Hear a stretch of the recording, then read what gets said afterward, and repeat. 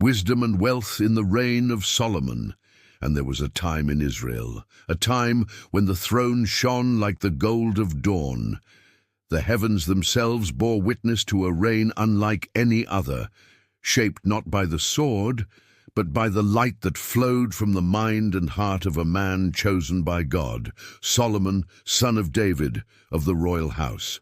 When he ascended the throne, the young king asked not for power, nor for riches, nor for the destruction of his enemies.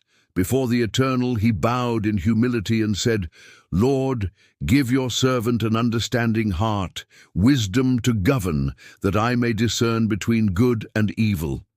And the Lord was pleased with that request. For the king did not seek the gold of nations, but the wisdom that comes from above. And God answered him, saying, "Because you have asked for wisdom and not for riches, nor long life, nor the death of your enemies, behold, I will give you a wise and understanding heart, such as no one before you has ever had, nor shall any arise after you." And with wisdom came prosperity. Justice blossomed like a lily in the field, and peace rested upon Jerusalem like a white dove upon the altar. From all peoples came men and women to hear the words of Solomon the wise, for his voice was like a gentle river, guiding hearts toward truth.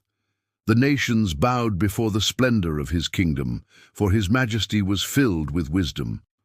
The ports of Tarshish brought gold, ivory, and precious stones. The merchants of the east arrived with perfumes and rare spices. The fields of Israel overflowed with grain and new wine. Under Solomon's rule, abundance and wisdom walked hand in hand, and the name of the Lord was exalted, honored among the nations. Then came the Queen of Sheba, robed in wealth and mystery, drawn by the fame of King Solomon and the stirring of her heart. And when she saw him seated upon his throne, clothed in honor and understanding, she said, "All that I heard in my land about your wisdom and your riches is true, yet the half was not told to me. Blessed are your servants, who stand continually before you and hear your words." And before so many treasures, so many vessels of gold and silver, Solomon lifted his eyes toward heaven, remembering the principle that sustained his glory. The fear of the Lord is the beginning of wisdom. For it is not gold that upholds the throne, but justice. It is not silver that brings peace to the heart, but divine counsel, the guidance of the Lord. It is not power that makes a king great, but humility before the Most High.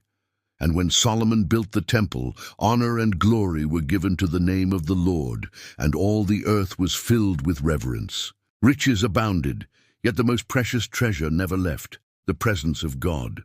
The incense rose, yet sweeter still was the prayer of a sincere heart. And in the midst of abundance, wisdom echoed through the halls.